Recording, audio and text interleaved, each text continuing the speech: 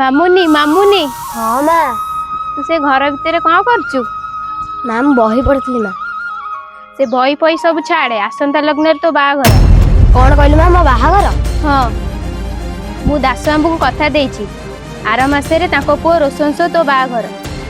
मते माँ तो 14 वर्ष है तू मो बाहागर कथा चिंता करि पाइलु?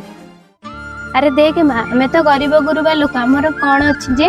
ତୁ ଜାଣିଛୁ ଦାସ ବାବୁଙ୍କ ପୁଅ ତତେ ଦେଖି ବାହା ହବା ପାଇଁ ରାଜି ହୋଇଯାଇଛନ୍ତି, ଆଉ ଦାସ ବାବୁ ତତେ ବୋଉ କରିବା ପାଇଁ ରାଜି ହୋଇଯାଇଛନ୍ତି।